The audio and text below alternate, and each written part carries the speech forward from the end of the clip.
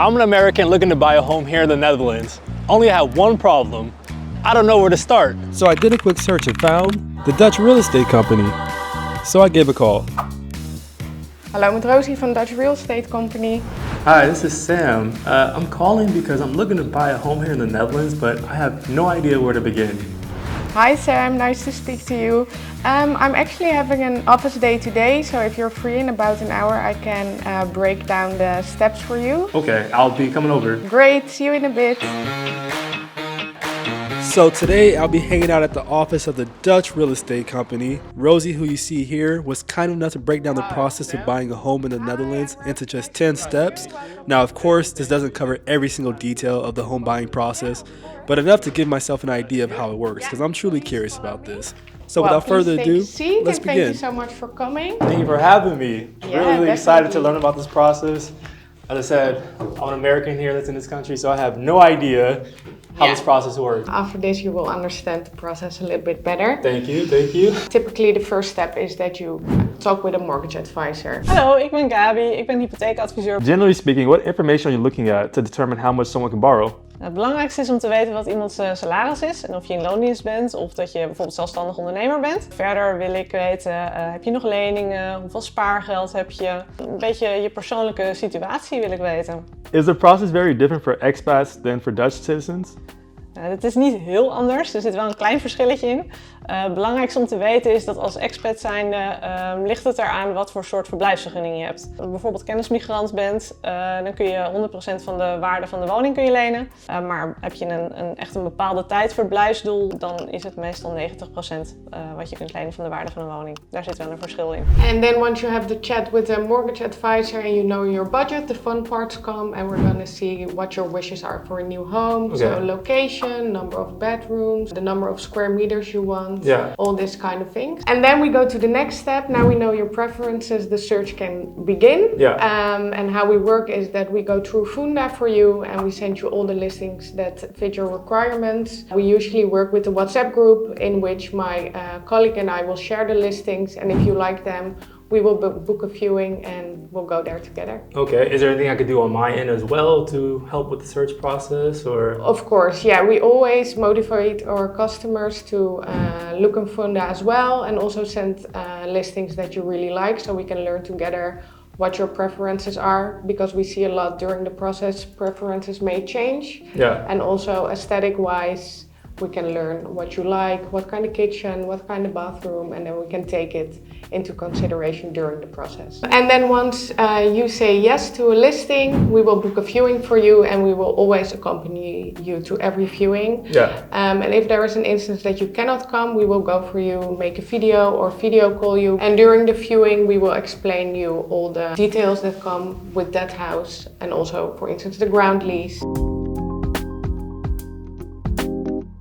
And then the next step is that we check all the documents that I just mentioned. With buying a house, the other agent will provide us with a list of documents. These are a lot of documents with your energy label, with the notarials of the homeowners association, if the house is really situated where it's supposed to be, who the owner is, and we will go through all these documents for you, also because they are all in Dutch. Maar ik hou van Nederlands oefenen, dus misschien zou ik nog krakjes lezen of zo. Ja, heel goed. So the next step is if you decide you want to place a bid on a home, we're gonna decide what a fair offer is on that property. There are a lot of different cases, but usually in Amsterdam we see that the other agents work with the deadline. So for instance, if we see the property today, they will say the deadline is at Friday at 12. And then before that time, I will go through all the documents, see what the economical value is, see what prices have done with houses around it, and then discuss with you what we would advise you to offer. Okay, so then but you mentioned the deadline to submit the bid. So then I'm imagining there's a lot of bids that are coming in. Do you kind of know the process, like how they go about assessing the different bids? Is it just whoever put in the most money, or what's kind of? It really depends. So if you need to finance your house with 100% mortgage and you have another buyer that is a cash buyer, and for instance their bid is €5,000 lower, there is a chance that the owner will go with the lower offer because it's a cash offer, so everything goes faster. Yeah. So this is again depending really on the owner. Well, congratulations, your offer is accepted. Let's go. Yay! What are the next steps is that we always advise all our customers to do a technical inspection. This is not required by law, but in this document an expert will come and will check the whole house, make pictures of everything, Yeah. and see what is right and what is wrong. And once you get the technical inspection and you see that there are things like asbestos or things you didn't think would be there, you can or tell them that you don't want to buy the house anymore or negotiate the price. Okay. And then for your mortgage, you will always need a valuation of the property, because in the Netherlands you can only get a mortgage for 100% of your house. Yeah. So if you make an offer that's too high, the bank will say, no, sorry, we will not give you this loan because you're trying to get 110% mortgage on this house. Gotcha. So then if you overbid whatever you are going over, you have to pay out of pocket? Or if this is overbidding against the valuation, not overbidding against the ask price? Yes, Okay. correct. Yeah. So that's different. Yeah. And the valuation price, we always have a good idea what's going to be beforehand. Yeah. And we will always explain it to you. Yeah. And also, for instance, if it's your dream house and you are like, this is the maximum I would bid, but you would be like, I want to bid X amount, Yeah. then we will always say, go for it, but do take into consideration you will need your own money to finance that last part that won't fall into the valuation report. Gotcha. And then once the valuations have been done, we're going to the notary to sign the purchase agreement. But it's a really, really big document, about 40 pages. As an expat, we can get a translator there, or you can get the translated version, but all the contracts, they do need to be signed in Dutch. Gotja. Ik denk dat dat geen probleem voor mij zijn. Ja. Ik kan meestal verstaan. Maar that's when everything is kind of really becoming official now. Once you have the notary and everything. Yeah.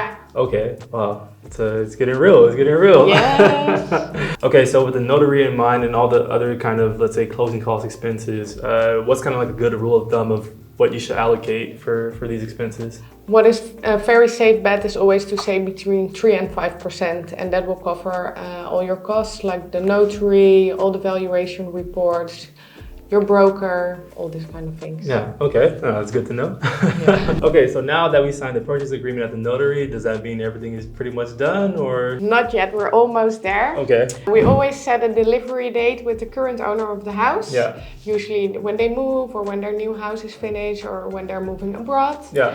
And of the day of the delivery date, in the morning, usually we go for an inspection at your new apartment. Yeah. And we will check if everything is in order. After this step, we will go to the notary on the same day to sign the deed of transfer. And if you sign the deed of transfer, the house is on your name and you will get your keys. And now I get the keys and the process is complete. Yeah. Wow. Oh man. Now, obviously I cannot really afford one of these apartments here in Amsterdam, but nonetheless, the point of this video was to learn about the process of buying a home here in the Netherlands. So thank you, Rosie and the Dutch Real Estate Company, for taking the time to explain everything to me. Really appreciate it. Yeah, thank you so much, and let's hope we can help you in the future with finding a real home this time. That would be great. Thank you. And tot de volgende keer. Doei. Now, thank you guys for watching as always, and stay tuned for what's coming next. I have some really big ideas coming up. So thank you as always for the support. Until the next video.